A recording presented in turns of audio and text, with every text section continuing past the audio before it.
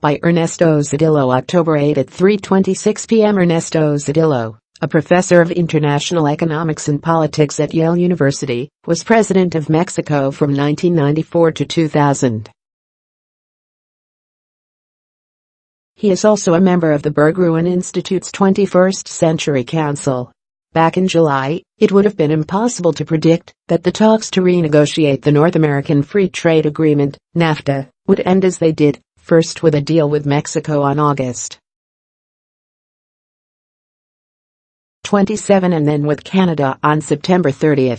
Practically up until those dates, the United States have made outlandish demands, and while we will probably never know what motivated it to move away from its most recalcitrant positions, the important fact is that it did. Mexico and Canada did not cave to the U.S. government's pretensions and preserved most of the important features of the old deal, while the United States backed down. Many of the U.S. trade representatives' demands were so unreasonable that it gave credence to the idea that what the U.S. government really wanted was to get a deal that, far from promoting, would destroy trade and investment among its NAFTA partners. Yet, the Mexican and Canadian negotiators repeatedly expressed firmly and credibly that they would rather take the unilateral termination of NAFTA by the United States than sign an agreement that would have the same practical consequence. Take, for example, the insistence on a sunset clause that would automatically end the new trade agreement every 5 years, unless the three governments agreed otherwise. It was a feature that would have precluded the certainty for investors that these deals are supposed to provide. The negotiators settled for a rather convoluted formula, but one that at least avoids the sudden death of the agreement and makes certain it has an extended life. The U.S. negotiators had demanded to make optional for the United States the NAFTA investor-state dispute settlement procedure, an important mechanism to protect American investments in Mexico. This demand was rejected all along by Mexico on the sensible basis that it is important to give foreign investors every assurance that they would not be subject to discriminatory or arbitrary actions if they decided to invest in the country. By investing in Mexico, U.S. firms, in order to do some part of their fabrication processes at a lower cost, get to be more competitive, not only in the entire region but also globally, allowing them to preserve and enhance job opportunities for their American workers. Consequently, it is good for the two countries that the mechanism to protect American investments in Mexico was preserved despite the U.S. negotiators originally declared intentions. By the same token, the United States sought to eliminate the dispute resolution procedure that protects exporters against the unfair application of domestic laws on anti-dumping and anti-subsidy duties. This was a deal-breaker for Canada, where there is sentiment that America has in the past abused the application of such measures against Canadian exporters. Canada's perseverance paid off and its exporters will have recourse to the dispute settlement system as it is in NAFTA. U.S. negotiators had also been stubborn about getting Mexico to accept a special mechanism by which the United States could easily apply seasonal tariffs on Mexican exports of fruits and vegetables.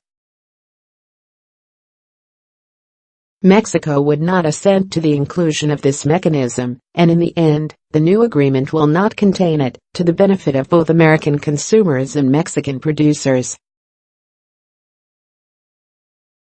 The only significant U.S. demand that Mexico and Canada accommodated was in the automotive sector, where more restrictive and cumbersome rules of origin will be adopted. For example, it was agreed that 75% of any car or truck produced will contain components from North America to qualify for tariff-free imports, up from the current level of 62.5%. Furthermore, 70% of the steel and aluminum used in that sector will have to be produced in North America, and 40% of a car or truck will have to be made by workers earning at least $16 per hour, a measure obviously calculated to put a dent in Mexico's comparative advantage. Fortunately, the destructive effects of the new rules of origin for trade and investment could be mitigated, at least in the case of cars, by the provision that vehicles failing to fulfill those rules would simply pay the low, most favored nation tariff of 2.5% as long as total exports do not exceed an agreed reasonable number of vehicles. This means that the tough initial American stance on cars fortunately got watered down. Other things being equal, however, it is clear that the new regime will reduce both the regional and global competitiveness of the North American automotive industry, a result that will not be good for American, Canadian, or Mexican workers. And other things may not be equal if the U.S. government decides to impose tariffs, as it has threatened to do, on vehicles produced by European or Asian companies. If the U.S. government were to impose those tariffs, the burden of the new regime would fall disproportionately on the American consumer. As purported from day one, the trade agreement will be subject to an update on a number of topics such as digital trade, intellectual property rights, environmental policies and labor practices. Interestingly, the new provisions really are simply a cut and paste of what was contained in the Trans-Pacific Partnership, which was discarded early on by the Trump administration, a decision so damaging to American interests that it will always be a mystery for economic and political historians.